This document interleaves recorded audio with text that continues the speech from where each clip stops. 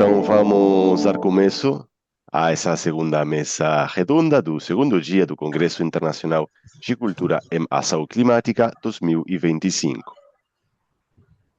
Essa mesa redonda vai ser coordenada pela Casa do Osvaldo Cruz, Fundação Fiocruz. A coordenadora será Carla Maria Teixeira Coelho. Carla é doutora pelo Programa de Pós-Graduação em Arquitetura e Urbanismo da Universidade Federal Fluminense, graduada em Arquitetura e Urbanismo e mestre em Arquitetura pela Universidade Federal do Rio de Janeiro. Ela é assistente técnica da Vice-Diretoria de Patrimônio Cultural e Divulgação Científica da Casa do Osvaldo Cruz, Fiocruz, e docente do mestrado profissional em Preservação e Gestão do Patrimônio Cultural, das Ciências e da Saúde. Carla, seja bem-vinda. Obrigada, muito obrigada, Mauro, pelo convite e pela proposta, né, de organização dessa mesa, né, que vai tratar do tema saúde, cultura e mudanças climáticas, né, que é um tema que não é tão presente, ainda, né, nos nossos eventos de patrimônio. Então, muito obrigada mesmo por essa oportunidade e pela iniciativa do evento tão importante, né, para discutir esse tema. Agradeço também a presença dos convidados. Como eu mencionei antes, a Ivanilde está com uma certa dificuldade de entrar, mas eu espero que ela consiga entrar e faça a sua fala, que é muito importante também para a gente. Então, antes de chamar os convidados, eu queria fazer uma introdução muito, muito breve, né, só para lembrar a todos, né, que há algumas décadas já o conceito de saúde ele é entendido como algo que vai muito além da ausência de doença, né, reconhecendo que a saúde ela é muito influenciada pelo contexto em que as pessoas vivem, trabalham e interagem, né? A Organização Mundial da Saúde, né, define saúde como um estado completo de bem-estar físico, mental e social, né? A gente tem vários autores, né, no campo da saúde pública que trabalham com o conceito de determinantes sociais da saúde, né, que vão se referir a um conjunto de acontecimentos, fatos, situações, comportamentos da vida econômica, social, ambiental, política, governamental e cultural que podem afetar positivamente ou negativamente a saúde, tanto, né, individual quanto, né, considerando a coletividade, as populações e os territórios. Ou seja, cultura e saúde estão diretamente interligadas, né, e a proposta dessa mesa é exatamente trazer aqui algumas experiências, né, que vão falar para a gente um pouco sobre, né, as relações, sobre pesquisa e formação, né, que consideram essa interrelação, mas também estratégias, né, de mitigação e adaptação. Então, mudando um pouquinho aqui o planejamento que a gente tinha feito, eu vou chamar primeiro, né, para falar o Luiz Cassiano, né, que é produtor cultural, ativista ambiental e idealizador do projeto Teto Verde Favela, que é uma iniciativa socioambiental que promove soluções sustentáveis para mitigar o calor nas favelas por meio de telhados verdes de baixo custo. O Luiz Cassiano é morador da favela do Arará, na zona norte do Rio de Janeiro, aqui no Brasil, né, e já vem trabalhando com esse projeto, né, há algum tempo, disseminando esse conhecimento também para além, né, desse território onde ele vive. Então, Luiz Cassiano, agradeço muitíssimo por você estar aqui com a gente hoje para compartilhar, né, essa sua experiência, e agora a palavra é sua. Muito bom dia a todos. Como a Carla disse, meu nome é Luiz Cassiano, eu estou aqui na favela do Arará. Hoje está um dia que parece que vai ficar quente, né? E aí o telhado verde, eu estou embaixo de um telhado verde, e ele sempre me ajuda, né? Já há 13 anos eu convivo com o telhado verde, posso dizer que eu sou pai, né? Diz que é pai de pet, pai de bebê reborn, eu sou pai de um telhado verde, né? E hoje eu posso dizer que não conseguiria viver sem um telhado verde. Eu acho que se trata até de uma paixão, né? De ter um jardim suspensos, né, em cima da casa, coisa que me deixa muito feliz, deixa minha mãe também feliz. Minha mãe tem 95 anos de idade e eu acredito que essa longevidade dela, né, de idade, sim, ela também é por causa desse jardim, né, porque ela adora subir. Com 95 anos, ela sobe essas escadas todas, vai lá em cima para ver borboletas e pássaros e ver lá as coisas, né? Lá temos uma orquídea linda lá, ela fica namorando a orquídea. Eu acredito que isso ajuda bastante na saúde mental dela, né? E na minha saúde mental também. Por que eu digo isso? Porque é, quando eu era jovem, no caso, eu não morava aqui, né? Não morava na favela, eu morava na Mata Atlântica, precisamente ali na rua Capuri, São Conrado, na frente do Fashion Mall, lá em cima na mata. Então eu tinha um convívio muito legal com a natureza, né? Minha casa era bem na mata mesmo, de vez em quando macacos pregos iam me visitar lá, me tacar pedra lá, tacar pau. Eu acordava geralmente com eles na minha janela, tinha um pé de abacate assim bem próximo à casa, então os abacates caíam em cima da minha casa. Tinha jaqueira, cana-de-açúcar, milho, pé de jambo na frente, muita tangerina. Eu descia a ladeira, estava pertíssimo da praia, então eu surfava. Sempre tive um amor também ao mar, tudo. E então, quer dizer, a minha infância e adolescência foi com a natureza. E aí, com circunstâncias da vida, eu vim morar numa favela, né? Compramos uma casa aqui, eu e a minha mãe, e já há 35 anos eu moro aqui.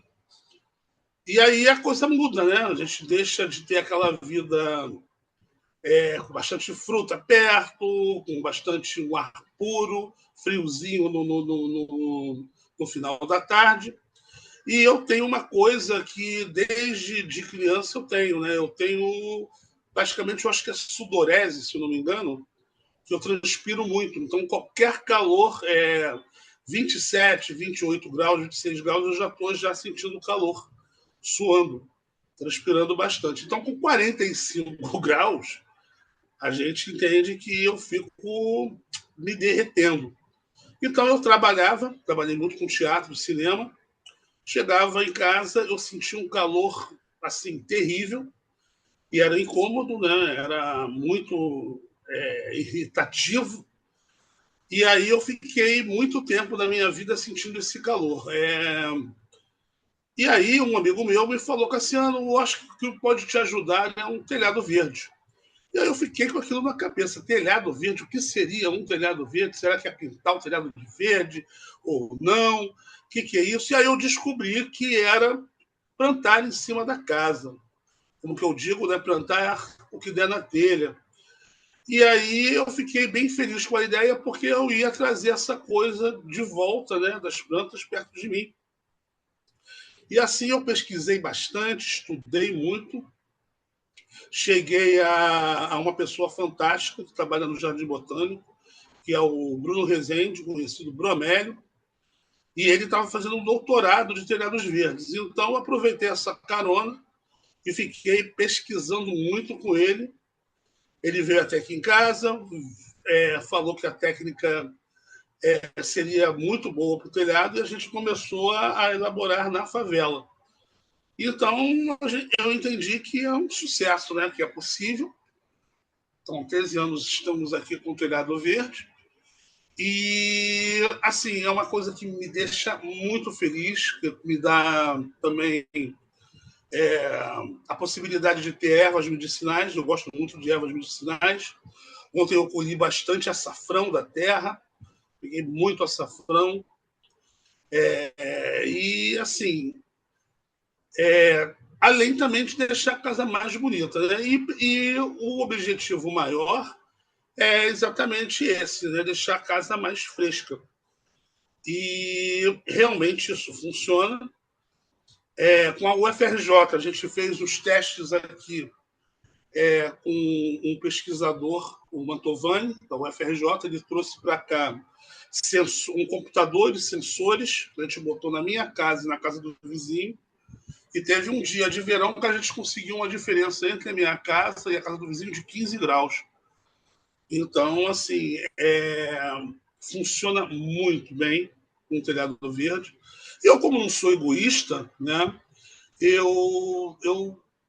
assim, o meu objetivo de vida agora é ter mais telhados verdes em favelas. Por quê? O telhado verde, na verdade, é coisa da alta elite, né? Pessoas ricas. E eu acho que a favela também tem necessidade desses telhados verdes. Então, eu levanto hoje a bandeira dos telhados verdes, com teto verde favela. Estou dando oficinas em escolas na Maré e Manguinhos, né, com o projeto PEAT. E estou sempre, né, agora de segunda-feira eu vou estar na Universidade Rural, falando sobre telhados verdes. Eu acredito que eu sou um pioneiro desses telhados verdes em favela, né? Estou na vanguarda, né, nessa coisa de telhados verdes em favela. E aí, assim, eu estou fazendo o máximo, né, de passar isso para as crianças.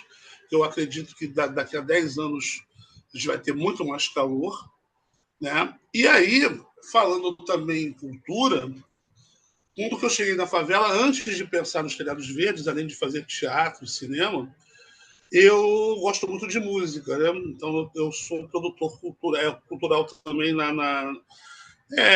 com shows, né? Realizo shows. E eu fiz um centro cultural aqui na favela antes de ter o telhado verde, que era o Hip Hop Sanduba, que eles traziam muitas artistas de hip hop para a favela. E então, assim, eu faço grafite também pelo movimento hip hop. Então, arte em geral, cultura em geral, eu adoro. E eu faço essa mesclagem, né, de ter o ativismo ambiental junto também com a cultura, até para abrir um pouco mais, né, para ficar mais leve, para as pessoas entenderem mais. Então, como o meu apelido já diz, Sanduba, o Sanduba para mim representa muito, porque lembra um sanduíche. Né? A gente entende que o sanduíche, vários tipos de sanduíches diferentes, têm o mesmo nome, sanduíche. Então, o sanduba, para mim, é um nome que permite eu misturar tudo, né? Botar todos os molhos, todos os ingredientes possíveis nesse ativismo. Então, eu misturo o ativismo com poesia, com rock, com hip hop. Eu adoro fazer músicas para o Telhado Verde, fazer filmes. Então, eu tento popularizar ao máximo, né, o Telhado Verde na favela. Então, eu acredito que com isso a gente consegue ter um diálogo melhor nas favelas. Por que eu digo isso? Porque o Telhado Verde ainda está muito distante ainda aqui das pessoas do Brasil. Está muito forte na Europa e aqui, como eu disse, está nas casas de alto padrão. Então, geralmente, quando que eu tenho visitas aqui, né, de pessoas até da favela e tal, as pessoas amam, acham muito bonito, acham super fresquinho. Nossa, que fresquinho, que maravilha. Vamos botar na sua casa, vamos fazer. Ah, mas vai dar bicho, vai infiltrar, vai acontecer isso, vai acontecer aquilo. E resolvem não fazer. Então, eu acredito que ainda eu tenho muita coisa ainda a trabalhar para a gente provar que isso é possível, é urgente e necessário às favelas, né? Até para ajudar na qualidade de vida das pessoas, economizar energia também, que a gente economiza um pouco mais com ar-condicionado e ventiladores, além também de diminuir um pouco da chuva, né, que cai na rua para fazer enchentes, né, de produzir enchentes. Então, eu acho que o caminho bacana, né? Soluções baseadas na natureza. O telhado verde é primordial. Eu acho que eu estou no caminho certo.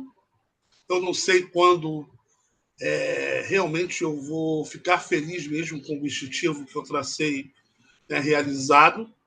A minha ideia mesmo é fazer uma empresa no futuro, capacitar jovens para fazer esses telhados verdes, né, nas favelas, e ganhar dinheiro com isso também.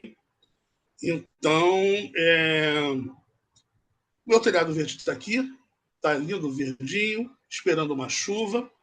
Eu tenho quantos minutos, Carla? Ainda? Eu falo, eu fico. Eu tenho...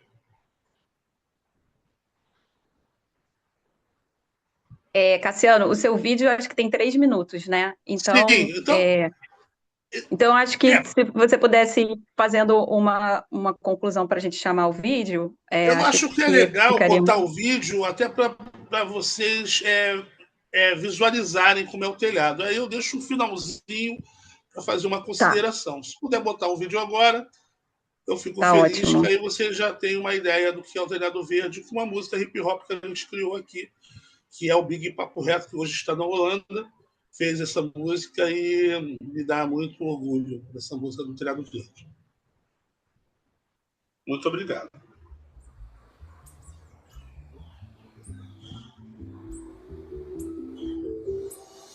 Teto Verde é a aproximação da sociedade com a natureza.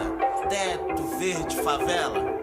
Veja o planeta Água, sempre regando a terra. Sejam todos bem-vindos ao Teto Verde Favela. Geral já sabe que eu sou comando selva, mas não sabe que a sede é no Teto Verde Favela. Essa ideia é urgente, interessante, bela, pique casa criativa é Teto Verde Favela. Imagina cada barraco pintado na aquarela, portando em cima dele um Teto Verde Favela. Terra, água é vida, brotando. Pra você que acredita, siga em frente, semeando numa de se alimentar ou em prol da medicina. Além de incentivar, Teto Verde Favela ensina bromélio. Vai dando a planta que nos serve de adianto. Saber aplicar o bidim numa telha de amianto, ou na de zinco, ou numa laje, ou até mesmo vertical. Desde o cacto, a babosa, a beleza ornamental. Vai, abraça a causa, proteja o meio ambiente pra amenizar esse trauma que é causado pela gente. Antes o que era verde, hoje é cinza concreto. Planta calícia, zigue-zague, calanchou e barba de velho. Vai lá, faça a sua parte, com certeza muda o clima. Imagina a tua caxanga camuflada de zebrina. Essa iniciativa é o que pode nos salvar, além de servir de abrigo para um pássaro pousar e repousar.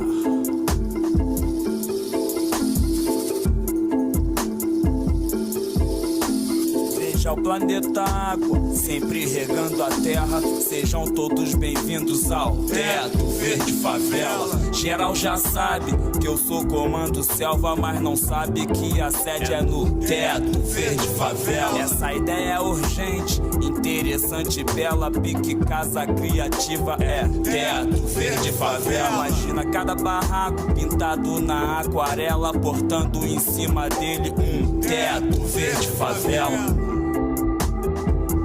Vários telhados, várias possibilidades de plantio, certo? Vamos aproveitar a técnica do bromério, usando o bidim.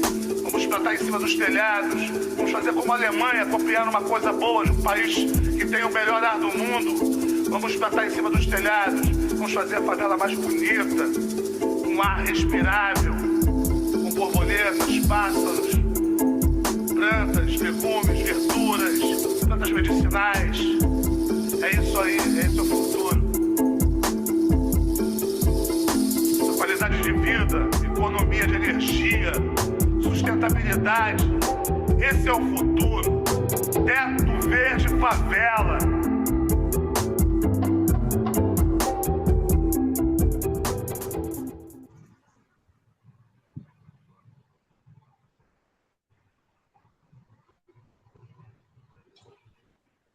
Bem, é isso. Esse é o primeiro clipe, né, que a gente produziu. Muita coisa ainda vem por aí, né? Eu já estou bolando já novos produtos de vídeo, né, para botar mais à frente ainda a ideia do Teto Verde. E, assim, eu acho que vocês viram, né, os pássaros, né, e isso me deixa muito feliz, gente. Assim, eu acho que, para mim, a saúde mental, até para minha saúde mesmo, né, que eu tenho lá Saião, eu tenho Ora por Nobres, eu tenho açafrão, tenho noni, tenho muita coisa medicinal, além de umas verduras também. Então, eu acho que esse é o caminho, né, para quem tem laje. A gente tem inúmeras lajes nas favelas, que geralmente ficam vazias, né? No verão, eu até estou sentindo uma coisa de um tempo para cá, que quando que eu vim para cá, muita gente ficava nas lajes, né? Tinha aquela coisa romântica das lajes, né? Eu chegava num dia de verão lá em cima e via muita gente ouvindo pagode nas lajes, soltando pipa, as meninas pegando sol, fazendo marquinha e tal. E de um tempo para cá, mais ou menos, de uns 4 anos para cá, eu vejo que pouca gente usa as lajes. Eu acredito também que é o alto calor, né, que as pessoas não aguentam. Tem até uma senhora que ela pega muito sol numa laje aqui na frente. Ela, todo dia de verão, ela estava lá, pegando o sol dela. Aí, um tempo, ela sumiu. Hoje, ela aparece, como que ela vai pegar sol, ela bota um guarda-sol rosa enorme.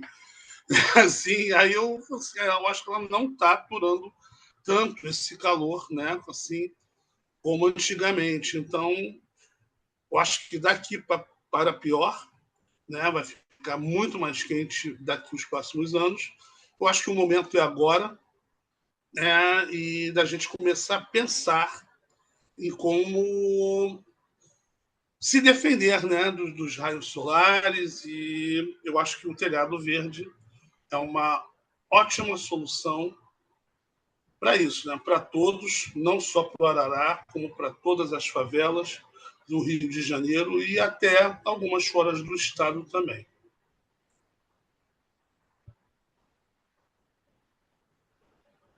Muito obrigada, Cassiano, por compartilhar com a gente um pouco desse projeto tão importante.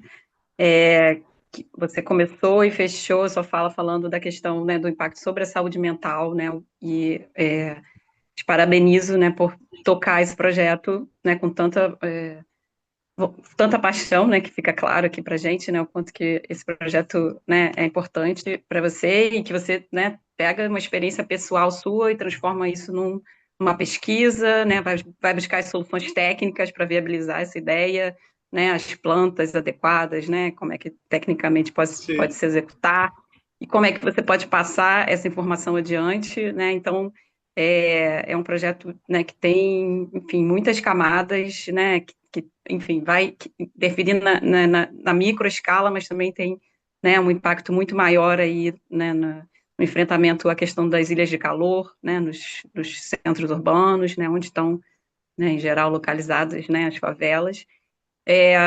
Muito obrigada mesmo por compartilhar com a gente.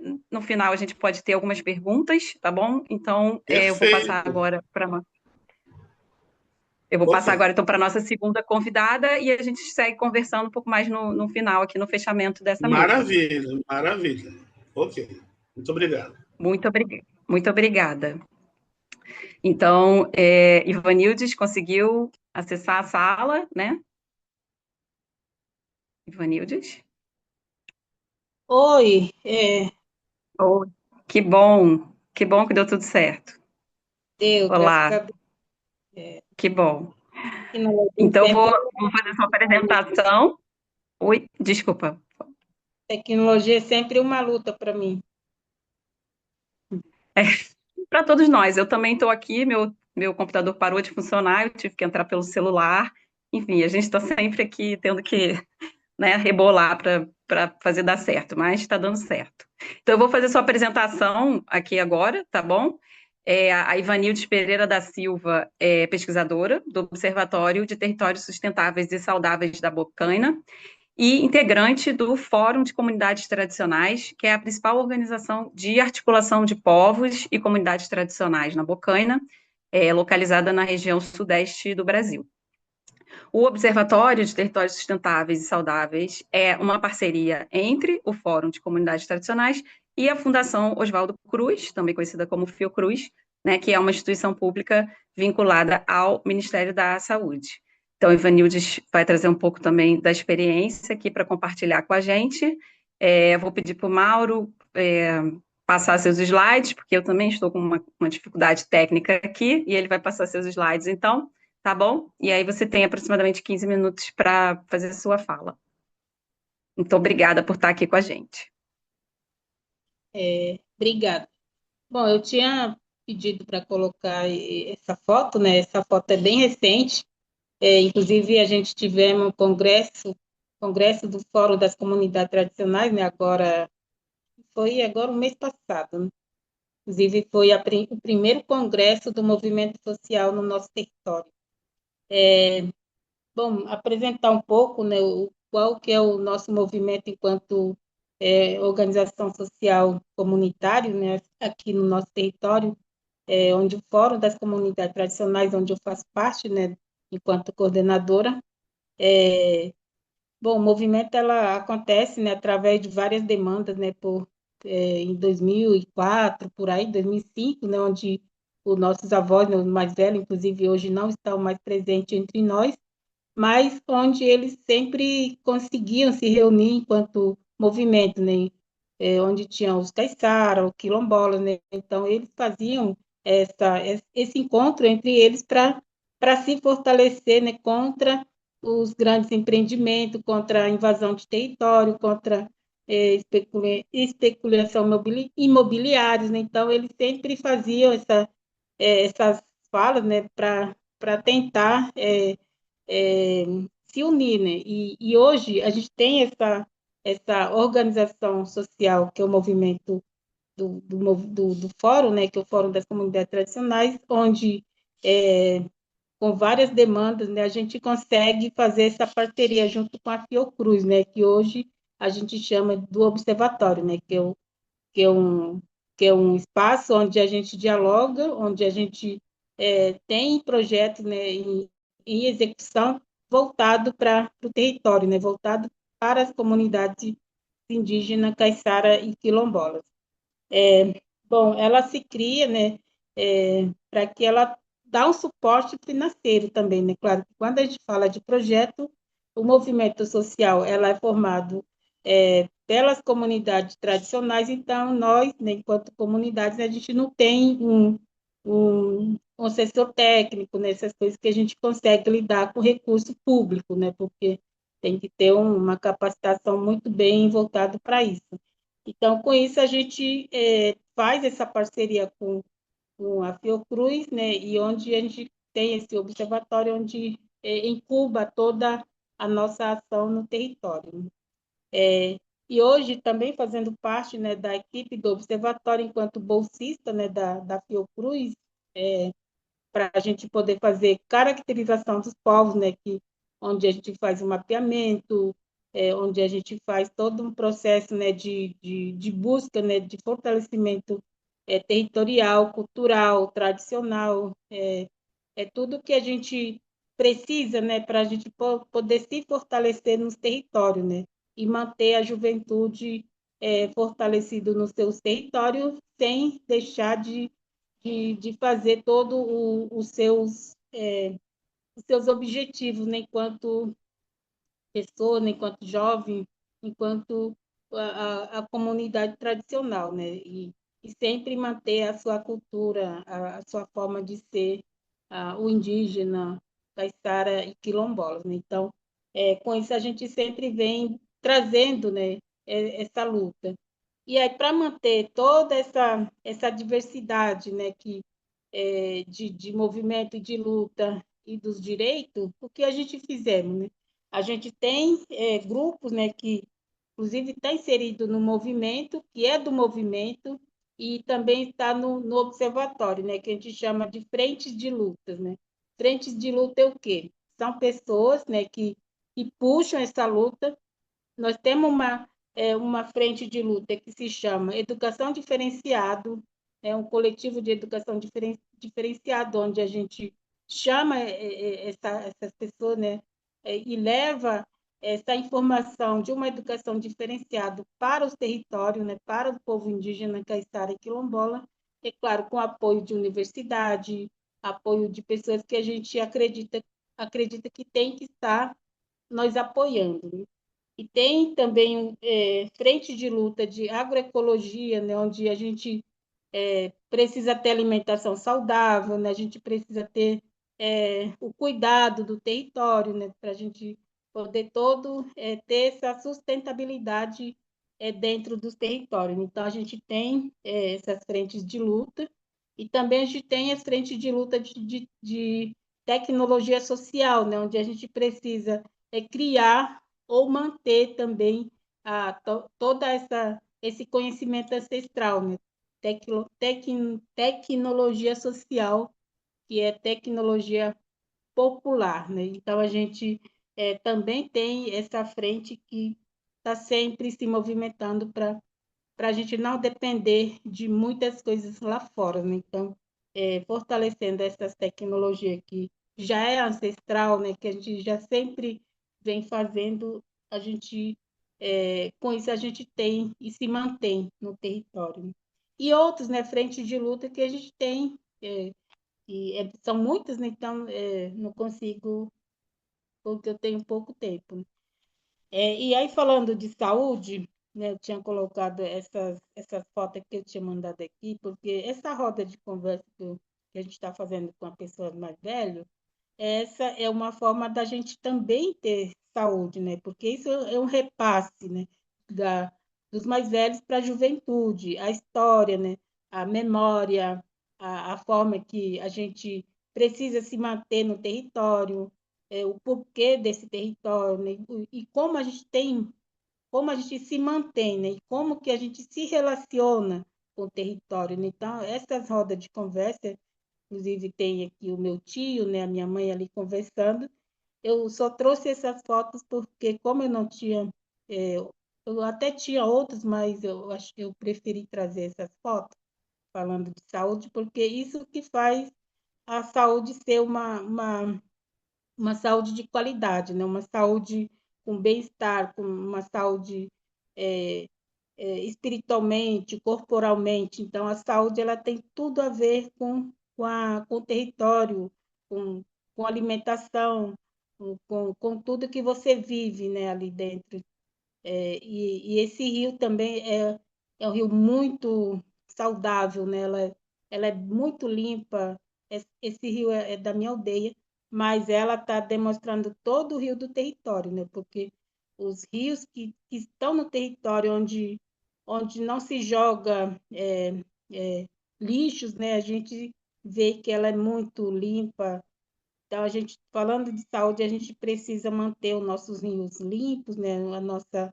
A nossa nascente, a próprio aqui, tem uma árvore centenária, né? Então eu tinha mandado essa foto aqui também, porque ela tem a ver com o território, porque como a nossa luta é centenária, milenar, a árvore centenária, ela tem tudo a ver com a nossa luta, né? E ela se manteve ali, né? Essa árvore ela é muito milenar, né? Porque a gente vê que até o tronco é muito grande, então a gente não precisa ter um técnico ali para ver que ela é milenar, né? É uma coisa muito importante se falando de saúde. Então, eu trouxe um pouco essas fotos, né? Porque eu estou falando do território, eu não estou falando da minha aldeia ou de uma região. É uma região que a gente vive ali, né? Que é litoral norte, do, de São Paulo, o litoral sul do Rio de Janeiro, onde a gente abrange enquanto movimento social e a parceria do Observatório, né, que a gente faz vários projetos ali para a gente poder manter essas riquezas, né, que a gente tem no nosso território. E aí, para finalizar, eu queria trazer que, como a gente está falando, né, de cultura, de mudanças climáticas, né, que infelizmente, a gente precisa falar, né? Porque a gente já está sentindo isso, né? A gente está passando isso, a gente já vê. É uma coisa que você vê ali. Não precisa um técnico, algum cientista vir falar para você que está acontecendo isso, porque você já sente isso na pele, né? Você já presencia essa mudança climática. É uma coisa que você já está ali, né? Então, quando a gente fala disso, inclusive, a gente tem várias roças, essa batata é da aldeia, né? Essa batata bem doce, ela é da própria aldeia, produzido dentro da aldeia, inclusive com agrofloresta, né, que a gente tem. E aquela criancinha ali é meu filho, né? Ele está brincando, muito lindo, e ele está representando toda essa brincadeira das crianças no território, né? Que é estar em uma árvore, brincar. Então, isso tudo tem a ver, né, com bem viver no território, né? E essa plantação aqui que a gente tem, né, que é banana, mandioca. Então, isso tudo, né, a gente traz. E por que que eu estou trazendo isso? Porque nesses últimos dias, né, nesses últimos tempos, o meu tio, que ele é muito, que planta muitas coisas, né, ele sempre já vem reclamando, né, falando assim, nossa, esse mês a gente planta o mês de setembro, por exemplo. Ele fala, mês de setembro é o mês que a gente planta mandioca, é o mês que planta o milho. Ele vai e planta, só que não choveu naquele momento, né?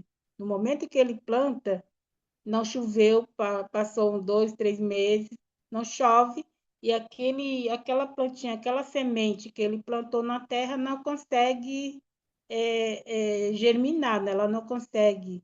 E aí, com isso, isso não consegue a plantação vir, né? Ela dá aquela a sustentabilidade, né? E aí com isso a gente percebe, nossa, esse momento já era para ter chovido, né? E não chove. Nossa, mas por que que o frio está aumentando? Porque esse mês já era para estar mais quente. Esse mês já era para. Então, isso tudo a gente vê, a gente sente, né? Agora, imagina o que a gente não vê, né? Quando tem essas mudanças climáticas que fogem do seu olhar, né? Que acontece, mas que você não está vendo. Então, isso gera uma preocupação muito grande, e não só para a nossa região, mas isso é para o território inteiro, para nacional e internacionalmente, né? A gente precisa, de alguma forma, colocar essa situação, né? E aí, o que eu diria, né? Pensando assim, para mudar essa forma, né? A gente precisa ter uma ciência, a gente precisa ter uma noção do que é que provoca tudo isso. A gente precisa pensar como barrar todas essas mudanças climáticas que não depende de mim, não depende de você, não depende de todos nós, né? Depende de quem é agricultor, de quem é produtor, de quem é consumidor, principalmente de quem é consumidor. A gente precisa ter uma noção até onde eu posso consumir algo para que não possa prejudicar, né? Porque quem produz, a produção ela acontece mais porque tem mais consumidor. Então a gente precisa colocar tudo isso numa balança, né? Até onde eu consigo. Bom, aqui eu trouxe também essas fotos, são muito lindas, e isso tem a ver com a religião guarani, né? Ela é um batismo, né, de milho, onde os mais velhos fazem, e o batismo do mel, né, que está numa garrafinha, né, nem garrafinha, é bambu, né, que a gente corta. E aqui é uma casa de reza que o pessoal está construindo. Mas por que que eu trouxe isso? É claro que eu não estou mostrando apenas a minha aldeia, né, aqui. Com essas fotos, eu estou mostrando que toda a nossa região, né, que é litoral norte de São Paulo, litoral sul do Rio de Janeiro, a gente mantém toda essa nossa religiosidade, né? A nossa crença que a gente fala. Independente de qual crença você segue ou independente de qual religião a gente segue, o importante é que a gente precisa ter essa crença, né? Porque o que nos mantém é uma crença, é uma cultura, é uma religião, é uma esperança e uma esperança de ver o mundo melhor, né? De ver a nossa cultura, a nossa ancestralidade, né? De você manter toda essa riqueza que nós temos, né? Que é a nossa que é a nossa base, né? A nossa base é tudo que nós temos. Então é isso, tem o cachimbo, aqui tem a cultura que eu coloquei, porque a cultura não é apenas de um povo, ela é de várias pessoas, né? Então aqui tem a bola, tem um monte de coisas aqui muito lindo que eu trouxe, mas é claro que por trás disso também tem muita luta, né, para a gente manter isso. É isso, obrigada.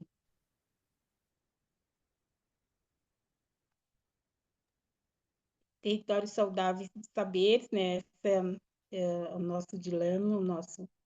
Então, aqui são as fotos que eu tinha colocado das mudanças climáticas, e essa foto é muito linda, ela fica bem numa aldeia da Boa Vista, onde eu moro, e a gente vê essa praia muito maravilhosa, e eu coloquei essa foto no final, até pensando da gente poder ter esse olhar de cuidado pelo nosso planeta e pela nossa Mãe Terra. É isso. Obrigada. A gente que agradece, Ivanildes, obrigada por compartilhar um pouco com a gente. E, enfim, né, de uma maneira tão clara, assim, né, falar sobre essa questão da relação entre saúde e território, né, o território precisa estar saudável, para a gente também, né, estar saudável.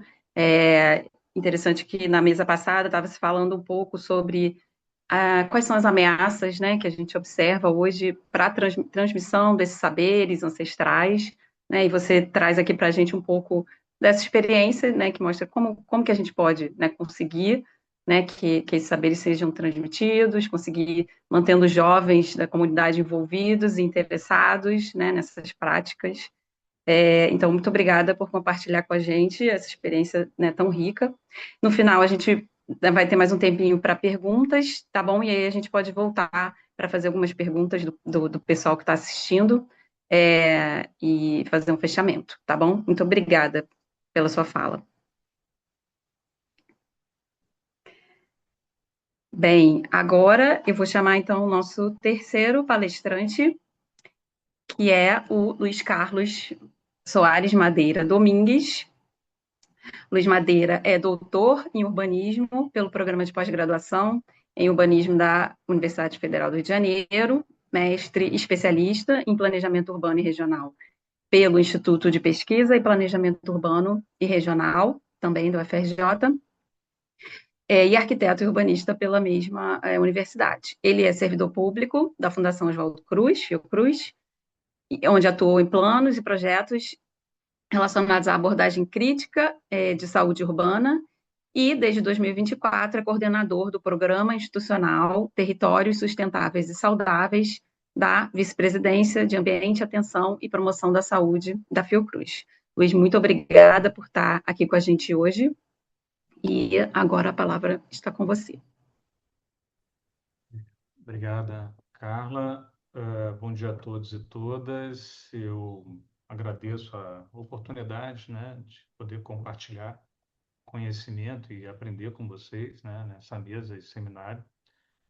Eu considero um privilégio estar aqui com a Ivanildes e o Luiz Fabiano, em especial. Fizeram apresentações que são até bastante diversas, né? Mas eu acho que tem um diálogo importante com a Fundação Oswaldo Cruz. Eu acho que com o que tanto eu como o Marcos vamos apresentar aqui. Então, espero que, enfim, haja assim uma coerência, uma convergência nessa reflexão.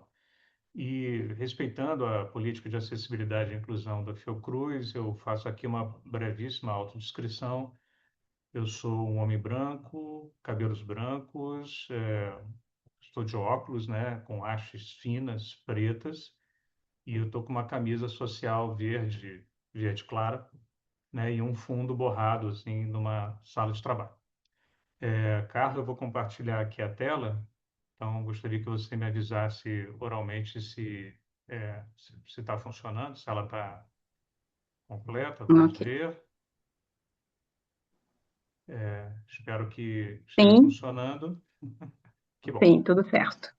Então, vamos lá. Assim, bom, como coordenador do Programa Institucional Territórios Sustentáveis e Saudáveis, assim, a proposta dessa brevíssima apresentação é mostrar alguns elementos que permitam articular a abordagem que tem sido adotada pela Fiocruz para a promoção de saúde e sustentabilidade nos territórios, com a defesa da identificação, da preservação e divulgação dos valores culturais, como defesa dos territórios e de fortalecimento da resiliência territorial, com atenção a populações vulnerabilizadas, que eu acho que até ficou bem explícito nessa última apresentação de Ivanildo, né? E já adiantada por Fabiana.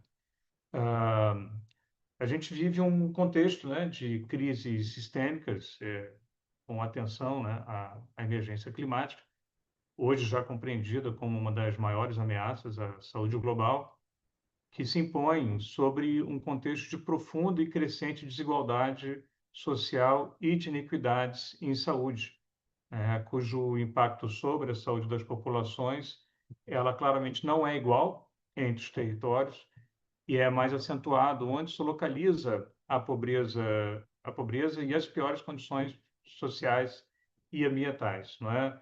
A gente tem também associado nesse processo, né, uma dinâmica populacional e que também caracteriza, né, não só um impacto sobre o perfil etário da população, que, por exemplo, mostra o envelhecimento, né, da população brasileira, por exemplo, e processos de urbanização que apontam, né, desafios, né, às periferias urbanas, e aí Cassiano já traz, né, um desses desafios, que se refere às ilhas de calor. Nós temos outros referentes a enchentes, a questão do saneamento e tantas outras questões, assim como a Ivanildes traz os desafios relacionados à população do campo, florestas e águas, né, de uma forma geral. A gente entende que existe uma enorme importância, né, no papel de iniciativas populares, coletivas e solidárias, ao lado e não ao invés de políticas públicas, né, tanto em promover como comprometer a saúde e a qualidade de vida. A gente percebe que tem muitas políticas que são equivocadas e até são centradas, né, na concentração de renda e, portanto, acentuando a desigualdade socioambiental, e tem outras que se buscam, né, viabilizar no sentido de articulada a iniciativas populares, coletivas solidárias, realmente olhando para o que seria um impacto positivo, né? Então, assim, essa associação a gente entende como uma associação importante e, claro, isso dialoga diretamente com esse contexto, tanto nacional e internacional, né, como já foi dito, relacionado às desigualdades e iniquidades em saúde, que, sem sombra de dúvida, é visto como um dos eixos importantes que a Fiocruz tem colocado, né, como uma questão central, entre elas, por exemplo, a questão da fome, e que a gente observou recentemente, né, o país saindo do mapa da fome, mas ela sendo ainda um desafio importante a ser enfrentado. Mas isso mostra como políticas públicas adequadas elas geram resultados importantes para a população.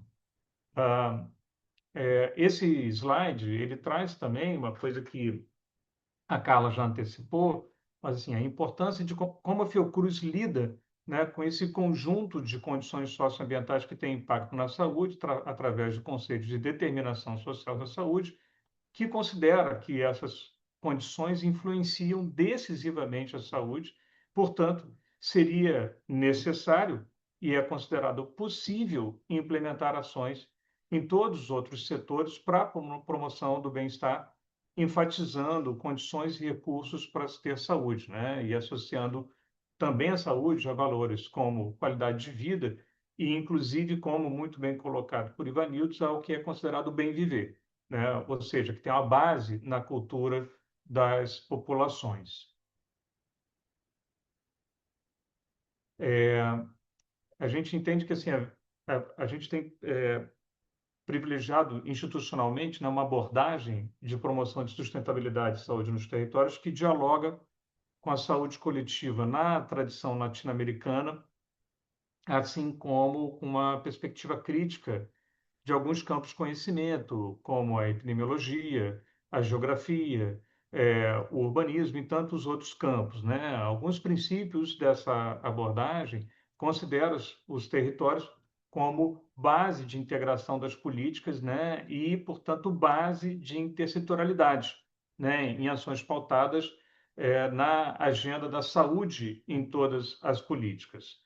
A gente entende também que o território deve ser apropriado, né, como espaço de aprendizagem, de intercâmbio entre saberes técnicos científicos e o saber popular, de educação e emancipação, permitindo produzir também conhecimento a partir dessa articulação e aprendizagem, e que se daria a partir da realidade e dos sujeitos presentes no território, assim como o controle e autonomia das populações sobre os problemas e soluções relacionadas às alterações climáticas e à justiça socioambiental. A gente entende que essa perspectiva, que a gente entende como emancipatória, quando a gente coloca ali espaço de aprendizagem, educação e de emancipação, a gente busca uma perspectiva emancipatória que se refere muito essa autonomia das populações sobre os seus próprios problemas e sobre suas próprias soluções, o que mostra, por exemplo, a importância da organização que Ivanildo citou em relação ao Fórum de Comunidades Tradicionais, apoiado pela Fiocruz, e o Cassiano, embora pareça uma iniciativa individual, né, Cassiano, você mostra assim que sem uma articulação forte, sem uma rede, né, de suporte, apoio e troca, essa iniciativa ela não estaria sendo divulgada com essa força toda. Então, são elementos também que eu gostaria de frisar aqui. Também foi citado, né, e isso é muito forte na experiência de Cassiano, a questão das tecnologias sociais. Então, a gente tem uma discussão muito importante sobre a importância estratégica da apropriação da ciência e tecnologia, naquilo que a gente entende como tecnologias e ciências duras, né, e aquelas que são as tecnologias sociais. Ambas são importantes, mas a gente entende a importância específica das tecnologias sociais quando a gente lida, né, com a perspectiva emancipatória das populações vulnerabilizadas. Mas não há dúvida nenhuma, como está no slide, inclusive, que a gente entende que há uma demanda de fortalecimento, né, e de engajamento de pesquisa e desenvolvimento de metodologias que estejam vinculadas e engajadas não só na avaliação de vulnerabilidade em territórios, como da superação dessas vulnerabilidades. E, obviamente, né, o reconhecimento do impacto e dos riscos também de políticas e programas no contexto da saúde urbana e ambiental. A gente entende que ciência e tecnologia, tanto as tecnologias duras como as tecnologias sociais, elas são ferramentas, né, para o desenvolvimento e inovação social e para a produção e difusão de conhecimentos e evidências, coisa que, né, as experiências que foram mostradas, elas são, né, exemplares nesse sentido. E, naturalmente, essa abordagem ela propõe também garantir e percebe a imensa importância, né, e relevância dos processos participativos e colaborativos, da gestão participativa, da construção de instâncias de governança territorial democrática, reconhecendo redes sociais locais e identificando as possibilidades de formação de redes sociotécnicas. Esses processos, instâncias e redes devem identificar, articular, avaliar e interferir na realidade local, visando a transformação social. Isso deve ser um compromisso, sendo necessário, naturalmente, né, problematizar e intervir sobre distintas dimensões da determinação socioambiental da saúde. Por isso que, dentro do modelo do Conselho de Determinação Socioambiental da Saúde, a gente percebe escalas que são estruturais, macro, tem aquelas que se referem ao conjunto societário do território e tem aquelas, inclusive, que tocam na questão individual e comportamental, mas todas se influenciando mutuamente, e isso está dentro do modelo que Carlos já tinha antecipado, né, e que é tão importante, por exemplo, para essa abordagem que a gente está defendendo, porque permite também desenhar, não só intervenções proximais, pontuais, como também intervenções distais, influenciando decisões que atuem sobre essas escalas que parecem longe do território, mas que são muito importantes que a gente aumente a incidência, por exemplo, sobre essas políticas e sobre decisões de outros coletivos que têm influência sobre essas situações, né? E, claro, com prioridade no atendimento a populações socioambientalmente vulnerabilizadas, né? E esse é o último slide. Não sei como é que está meu tempo, Carla, porque eu queria, inclusive, né, fazer um outro comentário a partir Ainda depois tem desses 4 slides. minutos e 45. Ah, que ótimo, obrigado. Enfim, e esse slide ele tenta, enfim, fazer de uma forma muito sintética, né, gente, muito preliminar e muito coerente com o que tem sido discutido, que foi discutido na outra mesa e certamente será discutido nas seguintes, né, sobre a importância, né, da identificação, preservação e divulgação dos valores culturais presentes no tecido social, né, como um eixo relevante na promoção de territórios sustentáveis e saudáveis, pois os saberes e práticas exercidas nos territórios, suas singularidades, seus processos de territorialização na saúde, têm na memória e na identidade cultural uma referência essencial para a sua preservação, assim como para a coesão e organização social, que são fatores essenciais para a resiliência territorial frente aos desafios impostos pelas crises sistêmicas. A gente pode compreender a resiliência territorial como a capacidade de um território ou sistema socioecológico de se preparar, absorver e se recuperar de choques e pressões externas, mantendo sua função, sua estrutura e sua identidade. Isso iria além de uma simples recuperação e permite enfatizar a adaptação e aprendizado com a própria crise, né, e os desafios impostos, se tornando, né, tornando aquele grupo social, né, e o território cada vez mais forte para lidar com futuros desafios e, obviamente, definindo novos contextos, né, que permitam, né, se reapropriar ou se preservar o bem viver dentro e reconhecendo as singularidades, né, dos grupos sociais por todo o território nacional. Então, assim, a resiliência territorial ela pode envolver uma transformação positiva.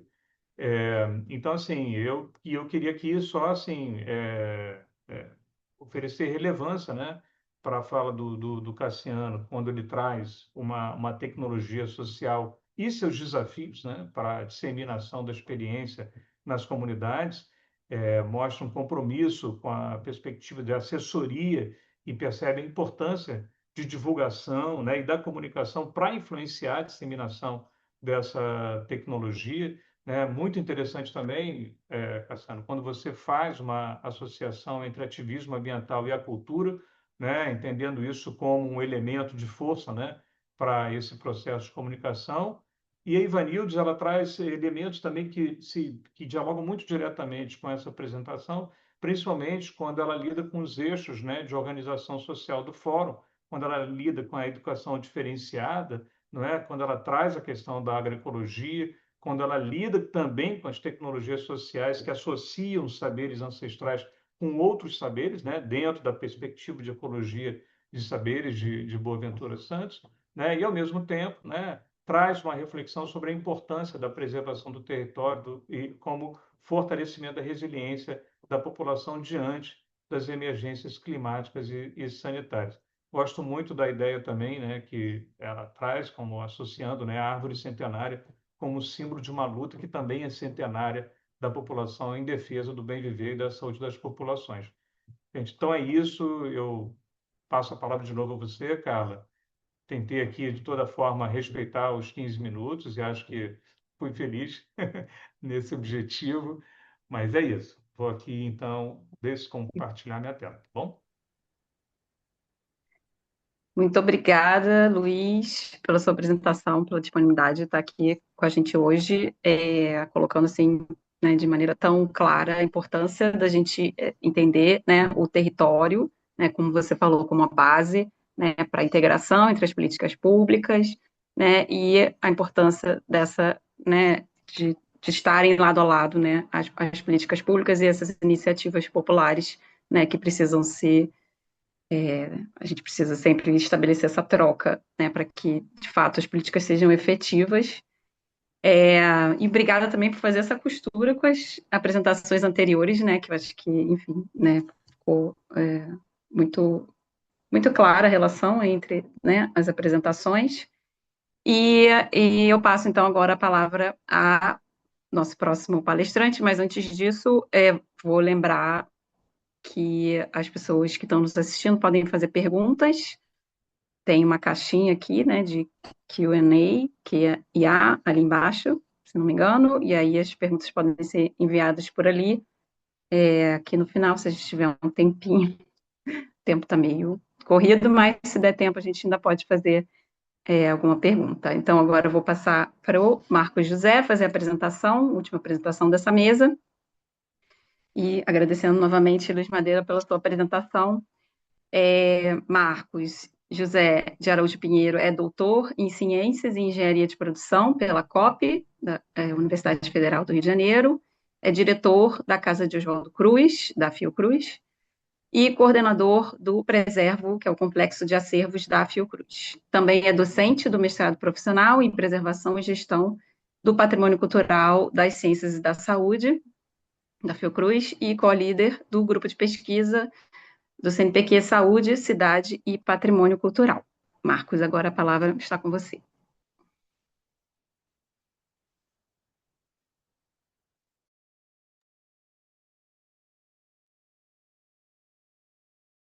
Marcos está congelado? Marcos? Marcos, você nos escuta? Oi, bom dia. Que no momento que você estava falando, caiu a luz aqui, mas aí eu entrei pelo Wi-Fi o É imponderável sempre assim. acontecendo, né? É impressionante, né? Sempre assim. Impressionante. Mas tudo bem, vai dar Ainda bem que certo. eu tinha um backup aqui do, do, do, da, como é que se chama? Do Da celular, né? apresentação. Não, do Ah, celular, né? Eu entro aqui pela sim, estava rede, dentro da apresentação. a luz entrou e saiu. Bom, mas tudo bem. Bom, é, primeiro, saudar todas as pessoas aqui presentes, pessoas aqui da mesa, Carla, Luiz Madeira, Ivanildes, Luiz Cassiano. Agradecer aqui na pessoa do Mauro Garcia, a primeiro saudar a organização do Congresso Internacional de Cultura em Ação Climática, como a própria Luana Campos, já na mesa anterior, relembrou muito bem que eu acho que já se constitui como uma referência internacional, principalmente aqui no âmbito latino-americano.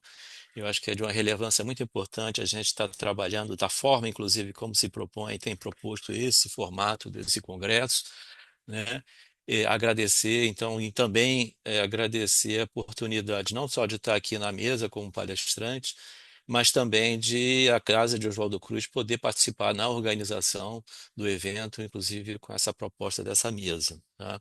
Bom, dito isso, eu vou fazer vou apresentar aqui compartilhar. É, bom, apresentar, eu vou falar muito a partir da Casa de Oswaldo Cruz. Ano passado eu tive a oportunidade de falar sobre a partir da perspectiva da Fiocruz. Eu não tenho como não começar falando a partir de apresentar do lugar da onde que nós estamos falando. Então eu tenho que começar falando um pouco do que é a Fundação Oswaldo Cruz, uma instituição que, né, que estamos completando 125 anos. Ela é criada inicialmente para a produção de soro e vacina, mas que tem uma trajetória dela que é referência. Por exemplo, se a gente pensar em saúde pública no Brasil e mesmo na região, não tem como a gente não pensar e falar sobre a Fiocruz, né? Então, hoje ela é uma instituição pública ligada ao Ministério da Saúde e atuando em pesquisa, educação, desenvolvimento, tecnologia e inovação. E aqui é um ecossistema da Fiocruz em todas as áreas de atuação dela. Não, vou passar à frente, né? E falar um pouco da nossa, no caso, da onde eu estou falando, que é a Casa de Oswaldo Cruz, que é um dos institutos mais novos, mais jovens da Fiocruz, ou seja, tem 40 anos também, completando 40 anos, foi criado em 1985, como um centro de história, memória e divulgação científica da Fiocruz. Isso também conota a importância, a relevância que a Fiocruz pensa quando ela trabalha na questão de saúde, já falada aqui pela Carla, mas assim também como pelo Luiz Madeira, do componente da cultura, da história, da memória, da própria divulgação científica, como elementos também que são estruturantes quando a gente se fala de saúde. Então, ela foi criada em 85, também dedicada, né, para a questão do patrimônio cultural constituído e preservado pela Fiocruz, assim como atividades de pesquisa, educação e divulgação da história das ciências da saúde, e atuamos, né, assim, em pesquisa, pós-graduação, com vários programas. Aliás, o slide anterior dá uma ênfase muito aos 3 programas de pós-graduação, o Estrito Centro, de Lato Sensu, assim como outras atividades de formação. Tá? Atuando, então, inclusive na área de pesquisa, pós-graduação, capacitação, temos uma revista científica, arquivos, bibliotecas, museu de ciência, que é o Museu da Vida, e um patrimônio arquitetônico e urbanismo. Na minha apresentação, eu vou trabalhar um pouco no foco, né, que a gente quer dar a essa mesa, e eu não tenho como a gente não começar a partir sobre algo que tem sido falado sobre que é mobilização e participação social quando falamos em clima, cultura e saúde. Tanto essa mesa tem trabalhado isso como a mesa que nos antecedeu. Eu acho que dá muito esse panorama sobre a questão da participação social. Eu queria só falar algo que é muito importante, que está na raiz da instituição da Fiocruz, assim como da casa. Isso também o Luiz falou um pouco, o Luiz Madeira. A gente trabalha muito a partir de que a gente chama de cooperações estruturantes, né? E essas cooperações estruturantes, elas se dão muito no sentido de construção conjunta, né? Como o próprio Luiz falou, de estar ao lado, junto, né? E de pensar soluções conjuntas para determinados problemas. E também por um outro, que é esse conceito de território que se contrapõe ao conceito de entorno, onde que pressupõe um centro, né? E se pressupõe um centro, ele pressupõe também uma periferia. E a Fiocruz ela se coloca como um desses dos entes que compõem os territórios onde é que ela está presente, né? Eu acho que isso é fundamental e diz muito sobre como que ela atua. Aqui, primeiramente, é um evento que a Casa de Oswaldo Cruz, está na gênese desse evento, e também na sua coordenação, e que tem trabalhado muito fortemente com a participação social e também essa questão do patrimônio e mudanças climáticas. Já em 2012, ela faz uma declaração, inclusive construída coletivamente com a população de Vassouras à época. Mais um outro evento que foi esse de 2023, que isso trabalha com os povos originais, culturas e desafios. E já aqui faço o convite, ela dizer de que vai ser para a sua 14ª edição, que vai trabalhar com esse tema, mudanças climáticas e preservação do patrimônio cultural, né? Então, aqui tem o link desse evento, que é um evento que justamente clama à sociedade para pensar o seu patrimônio cultural. Ela trabalha com o Estado do Rio, mas eu acho que ela pode ser compreendida também com rebatimentos, né, em termos nacionais ou até internacionais. Uma outra ação que eu acho extremamente importante, a gente está falando, é dentro dessa perspectiva de uma construção conjunta com os territórios, nesse sentido de uma cooperação estruturante, é em cima de uma cooperação que a Casa tem, junto com a rede CCAP do território de Manguinhos, da favela, do conjunto de favela de Manguinhos, assim como de Maré, que é justamente com o SEAGEM, o Museu da Maré, é, na tentativa de construir, né, soluções conjuntas para problemas que a gente identifica. Uma delas, eu acho que foi um mapeamento das iniciativas dos produtores culturais de Maré e Manguinhos, e que foi construída conjuntamente, né, com o SEAGME e também com a rede CCAP, e que resultou, entre outros produtos, numa essa cartilha elaborada pela Casa Viva e pelo Museu da Vida, que é um museu, né, que faz parte da Casa de Oswaldo Cruz, nesse projeto Territórios Saudáveis Sustentáveis em Maré e Manguinhos, e que dá um pouco sobre essa questão das lutas e resistências nesses territórios, né? Um outro projeto que, inclusive, o Cassiano chegou a mencionar, porque, por exemplo, ele dá aula nesse que é o PEAT, né, que é o Programa de Educação Ambiental e Popularização dos Territórios, que também é fruto dessa cooperação conjunta da Casa de Oswaldo Cruz com esses territórios do qual a gente faz parte. E então o PEAT é um projeto, né, e ele atua muito com essa ação tripartite, né, que é o museu, né, junto com as comunidades escolares e os movimentos sociais que estão presentes nos territórios de Maré e Manguinhos, né? E trabalhando justamente sobre mudanças climáticas, impactos da biodiversidade, saúde e qualidade da vida em Maré e Manguinhos, com ações participativas. A casa também participou, e eu imagino que na mesa da tarde vai ser abordada isso, junto na construção da Carta Brasileira do Patrimônio Cultural e Mudanças Climáticas, protagonizada aí pelo ICOMOS Brasil e pelo ICOM Brasil, e que teve a participação da Casa de Oswaldo Cruz, junto com o Instituto do Patrimônio Histórico e Artístico Nacional e do IBRAM, que é o Instituto Brasileiro de Museus, na tentativa de construção de uma carta, né, que reflete aí a ideia do patrimônio, reflexão do patrimônio cultural e da contribuição frente às mudanças climáticas, né? O importante, eu acho que a destacar é o processo colaborativo e participativo nessa construção, né? E que já conta, inclusive, hoje com mais de 200 instituições públicas que são signatárias dessa carta, tanto em nível públicas, em nível federal, estadual e municipal, além de organizações não governamentais. Uma outra ação que temos feito repetidamente, que é no campo da educação e da formação, é um mini curso que temos ofertado, que é de História, Ambiente e Conhecimento do Antropoceno, né? Que visa justamente a gente trabalhar e apresentar esse impacto do Antropoceno no estudo histórico das relações do homem com o ambiente e a produção do conhecimento, e também como que eles têm sido debatidos nas ciências sociais.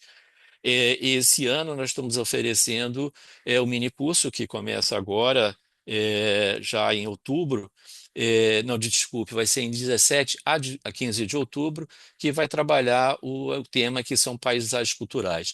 Todos os mini cursos, inclusive o desse ano, eles podem ser acessados pelo canal da Casa de Oswaldo Cruz no YouTube, que aqui tem o link deles, tá?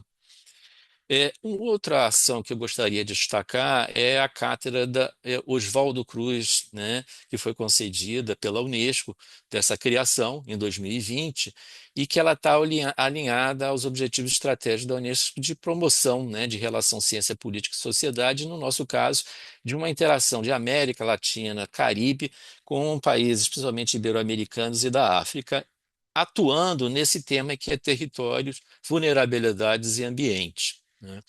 Ela tem como promoção, como objetivo, essa promoção do diálogo entre saberes científicos, tradicionais e culturais, né, como instrumento de enfrentamento das transformações planetárias, e aí trabalhando, né, com documentação, salvaguarda de práticas de conhecimentos tradicionais.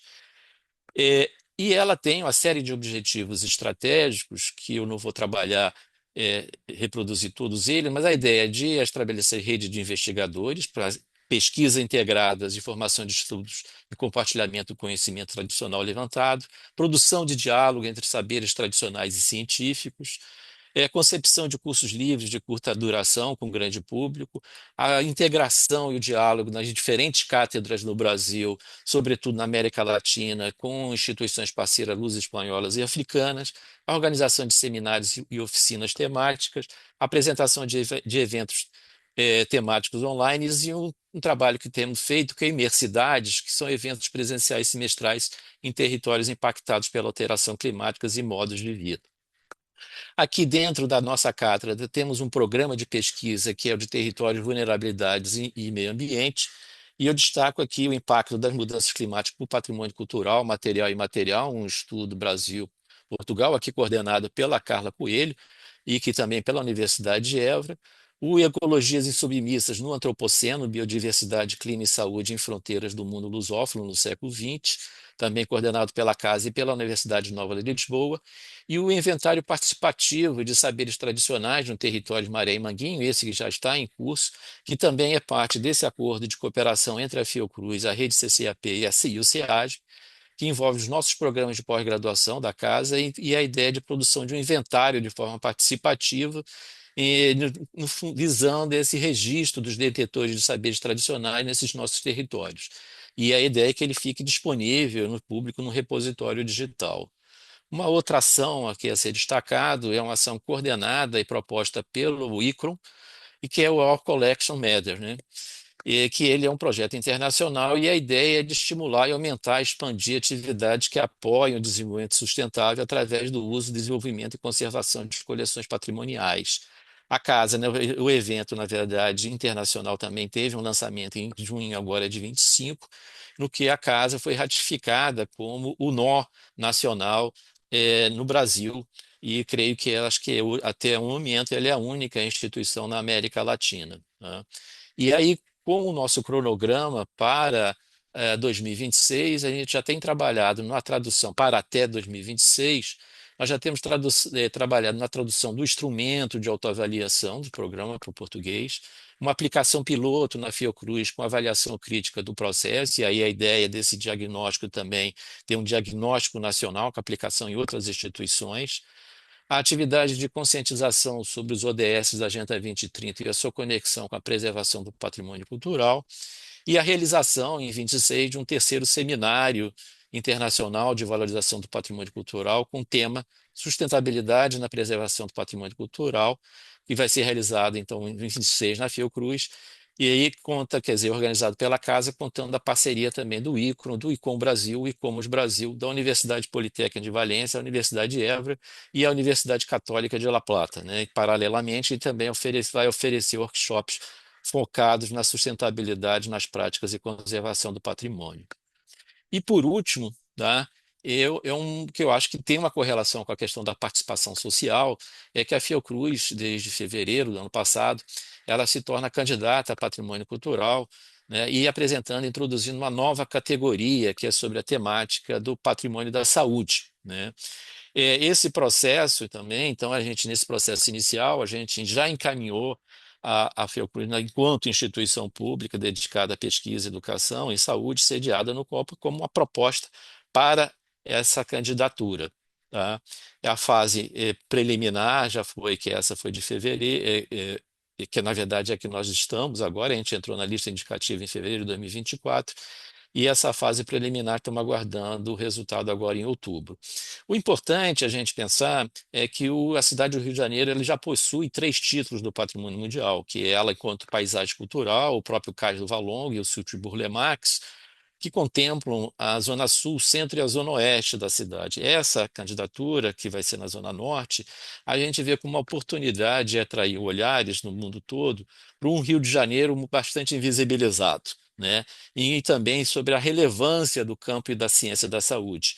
Estamos vendo muito fortemente com a possibilidade dessa candidatura, inclusive estamos trabalhando muito, né, e essa é a proposta nossa, junto com o território, no sentido de quais são os ganhos e a visibilidade que podemos trazer com essa candidatura para uma das regiões da cidade com um dos menores índices de desenvolvimento humano, né? Mas que produz uma riqueza impressionante na sua produção cultural. Aqui são algumas das edificações que fazem parte desse nosso núcleo, nesse conjunto arquitetônico que está sobre a candidatura, e traz também a ideia de um conceito que é bastante importante, que é esse conceito do patrimônio cultural da saúde, né? Entendendo um conjunto de bens materiais e simbólicos socialmente construídos que expressam o processo da saúde individual e coletiva nas suas dimensões científica, histórica e cultural.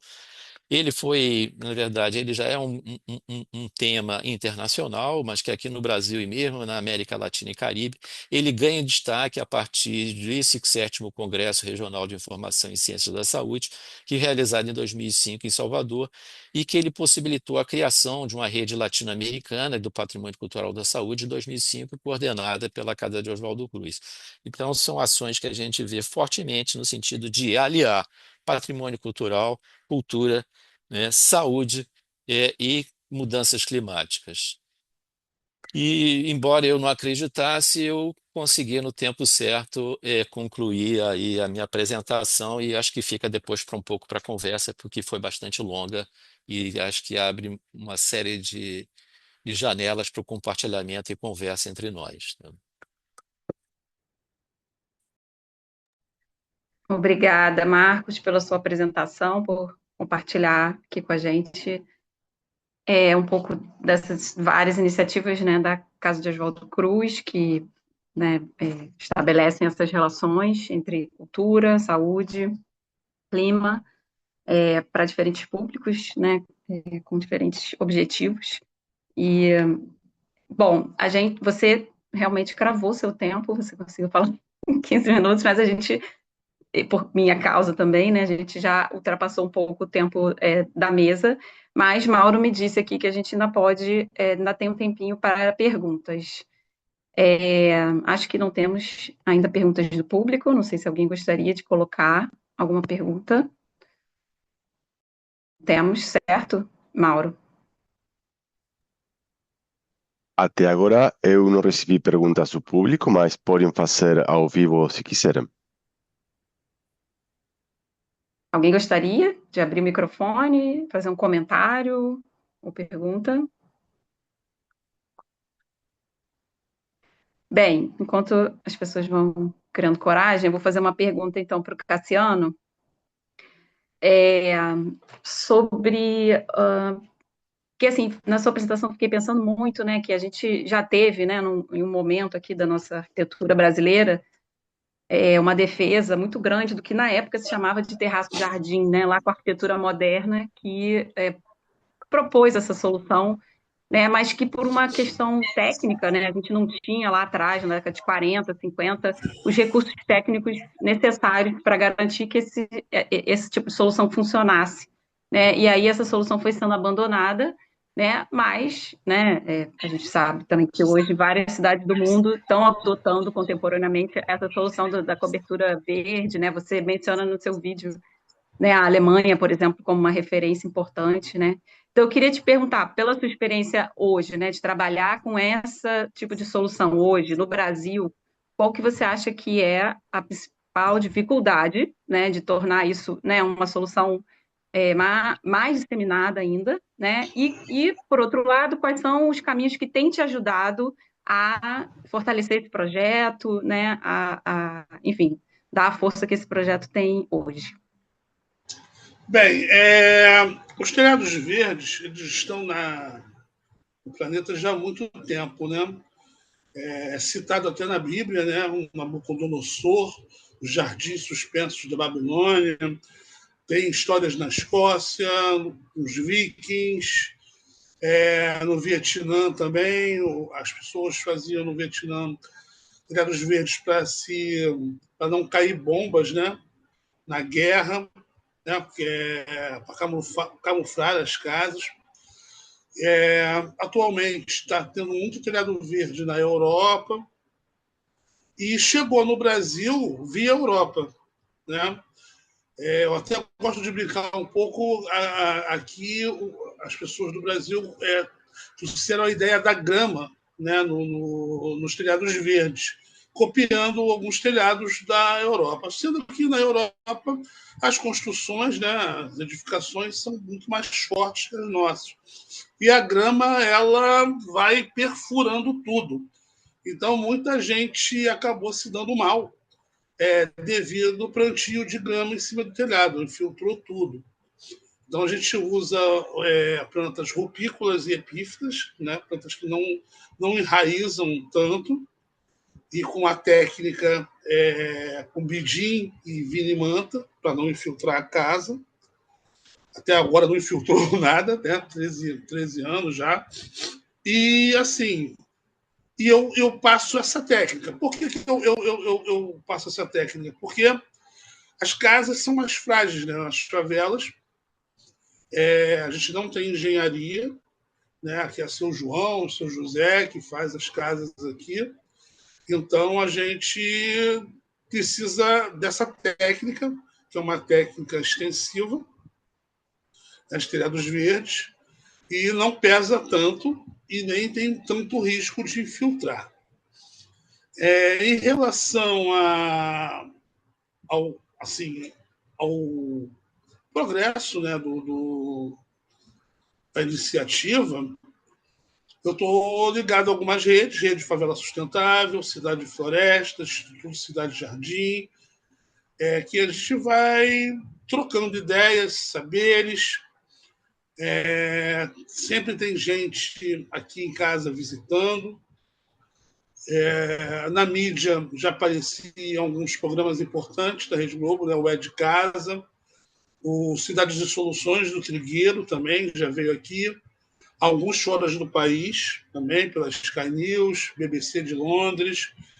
E, assim, o que eu puder fazer, né, para botar essa ideia para cima, eu estou fazendo, mesmo sem ter recursos, né, de fora, sem financiamento, sem nada, praticamente, assim, só com essas parcerias que vai ajudando a gente a trilhar alguns caminhos. Eu, de vez em quando, eu até falo assim, é tipo um exército de um homem só, né, tentando fazer isso da melhor forma possível, mais profissional possível. Então, isso me deixa feliz, né, de estar em universidades, de estar em escolas, de aparecer de vez em quando na mídia. E eu acho que o caminho está sendo assim, né? Assim, eu já é, neguei, né? Confesso para você que eu neguei algumas propostas, né? Ah, Cassiano, vamos fazer telhados então de ricos, então para a gente ganhar dinheiro e fazer depois os telhados da favela. Eu falei, não, não quero. Eu vou focar nas favelas. Não sei quanto tempo isso ainda vai ter ainda para chegar ao meu objetivo, mas é trabalho de formiguinha, né? Trabalho, como todo trabalho de sustentabilidade no Brasil, é bem devagar mesmo, ainda mais quando a gente não tem grana, né, para investir mesmo de verdade, e vários problemas que a favela nos traz, né, de problemáticas e tal. E ainda tem ainda a desinformação ainda das pessoas, né, que na verdade também elas não estão erradas. Muita gente na favela nunca teve acesso à natureza, né? Já se acostumou com essa coisa urbana, né? De cimento, telhado, tijolo, e pouquíssimas árvores que a gente tem aqui correm risco a todo momento de virar um puxadinho da casa, virar um banheiro, virar uma lojinha. Então, é isso, assim. Eu acho que o único lugar realmente que a gente tem, né, por aqui possível para ainda ter um pouco de verde são em cima das casas. Né? E eu acho que ainda tem ainda um pouquinho de tempo ainda para as pessoas ainda como se diz, entender, né, quanto é importante isso. Né? Eu acho que eu ainda vou lutar muito ainda para convencer, explicar que isso não é um bicho de sete cabeças, não é não é um monstro em cima da casa. E acho que eu vou chegar lá. Eu vou chegar lá, espero que chegue na boa, né? Não aconteça nenhum sinistro da natureza para fazer as pessoas mudarem de opinião instantaneamente. E tá aí, o Teto Verde de Favela tá aí nas redes sociais. Eu até botei aí o Instagram e o Facebook no chat. Quem quiser dar uma olhada lá, trocar uma ideia. Eu estou aí, tocando ideias verdes. E a ideia é essa: plantar o que der na telha. Obrigada, muito obrigada, Cassiano. Eu vou passar então a palavra para a Débora, que tem uma pergunta. Sim, boa tarde, eu sou Débora Pinto, sou jornalista, e a minha pergunta, eu acho que ela seria mais direcionada para os representantes institucionais, né, que trouxeram, enfim, as abordagens nessa relação entre cultura e clima. Eu gostaria de saber qual é a perspectiva de vocês em relação à COP30 em Belém, como vocês acreditam que essa temática vai ser tratada na conferência, se existe um espaço para isso, enfim, dentro dessas conversações. Quem quer responder primeiro? Luiz, Marcos? O Marcos está com a mão levantada. Não, Então, minha mão talvez seja o levantada era caso para uma dele. pergunta, não Acho era que para ele quer fazer responder. uma pergunta. Já emenda, já responde, já. Não, pode. Não, olha só, é o tipo da pergunta que todos nós queremos também fazer a mesma pergunta, tá, Débora? tá? Eu acho que todos nós, é, não só brasileiros, latino-americanos, né? Acho que como todo, tínhamos uma expectativa e temos uma expectativa muito grande em cima dessa COP ser realizada, principalmente num país, principalmente numa região amazônica, principalmente frente a várias situações que todos nós estamos convivendo. Algumas delas foram expressas e não posso deixar aqui de falar a bela apresentação aqui, fala da Raquel Tremembé, né, na mesa que nos antecedeu, né? Acho que todos nós tínhamos uma expectativa muito grande de que essa COP ela trouxesse ou tivesse uma maior participação social, né? E não só seria social e de várias outras organizações que pudessem estar ali, né? Isso não é o que tem sido verificado, né? Acho que todas que de alguma forma têm sido dificuldades de poder estar participando fisicamente. Várias iniciativas estão ocorrendo no sentido de uma participação, vamos dizer, paralela ou eh, em semanas que antecedem ou através de outros eventos. A própria ontem mesmo eu tive uma reunião, estava numa reunião na presidência, a própria Fundação Oswaldo Cruz vai ter uma, talvez não tenha uma representação nesse evento, ou se tiver vai ser baixíssima, né?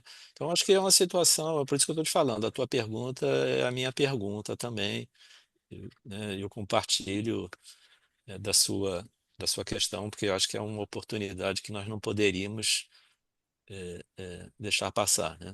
Tá?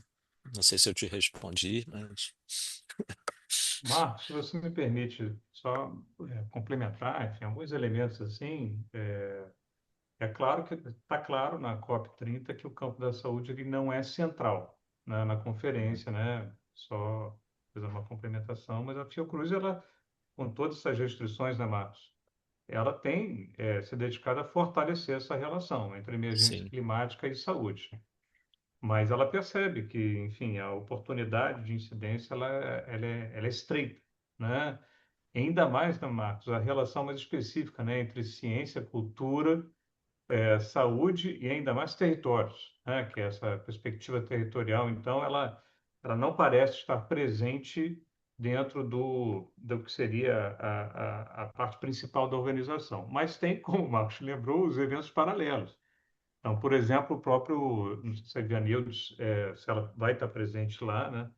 Mas o Observatório Território Sanitário e Saudáveis vai estar lá, por exemplo, nos eventos paralelos.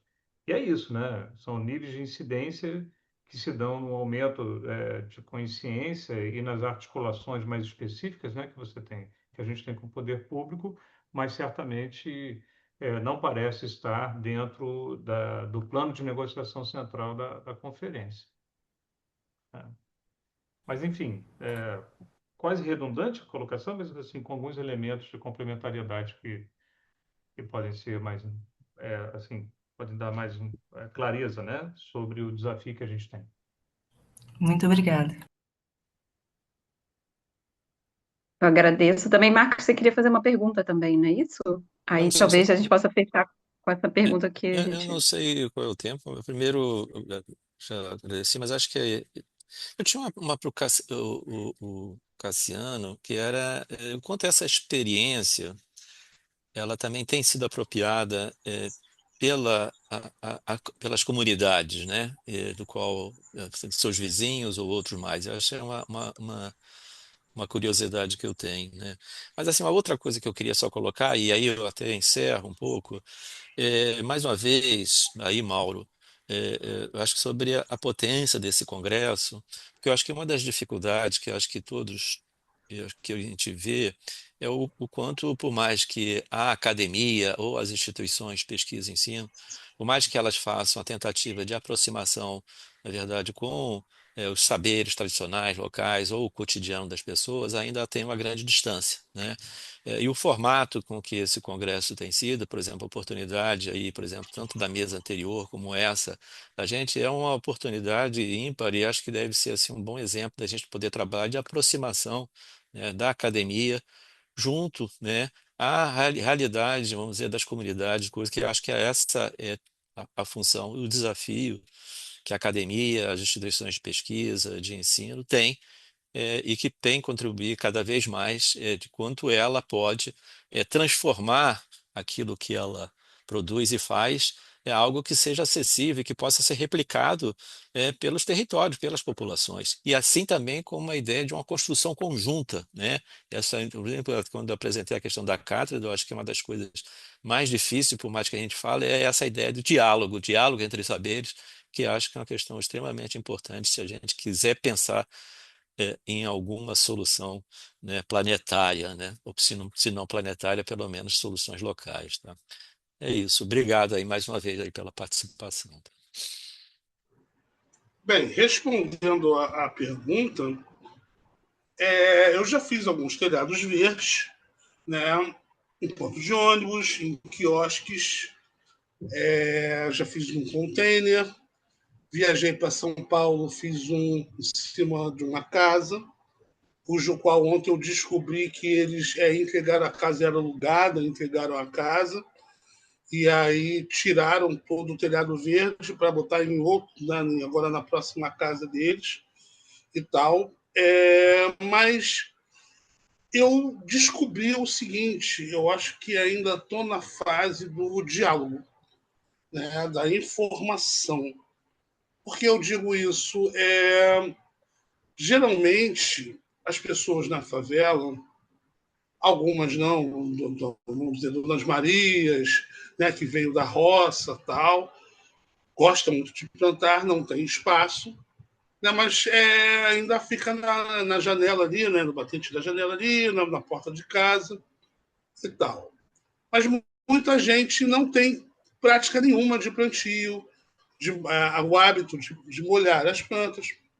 Então, eu fiz alguns telhados que, infelizmente, não foram para frente porque as pessoas não molham, né? A gente está no urbano, então muita gente não tem essa coisa de molhar, ter um momento, né? Eu vou molhar a planta de manhã, eu vou molhar a planta de noite. Então, não tem esse hábito. Então, a gente bota o telhado verde lá, muito lindo, maravilhoso, mas precisa de água, né? Precisa de cuidado, observação, carinho. Então, eu ainda me vejo ainda num momento de informação, de diálogo, para quando a gente realmente estiver preparado para fazer realmente telhados verdes, vir toda com esse diálogo já, com essa informação, que as pessoas não deixem morrer. Vamos dizer, eu estou com ele há 13 anos. Eu passo realmente um sufoco no verão.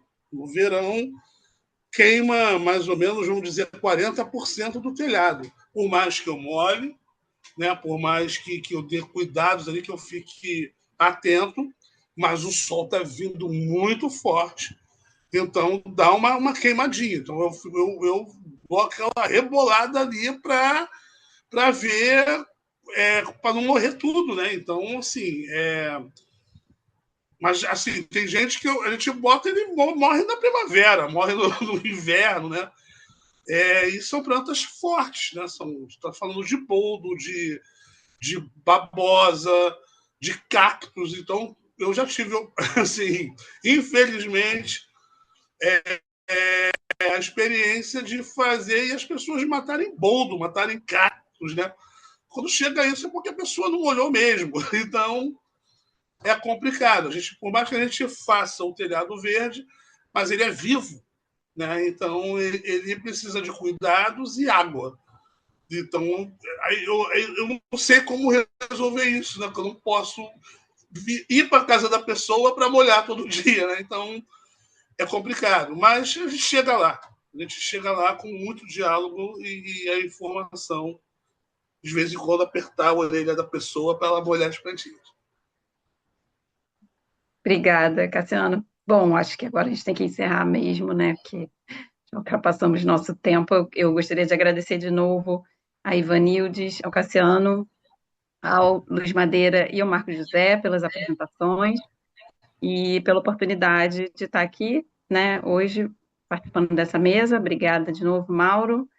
E agora, então, a gente vai encerrar. Então, boa tarde a todos. Obrigado a todos, muito obrigado pela oportunidade aí, legal, bacana demais. Gratidão. Obrigado, gente. Foi Boa ótimo. tarde, obrigada. Tchau, boa tarde, gente. Tchau. Muito obrigado pela coordenação dessa mesa, Carla.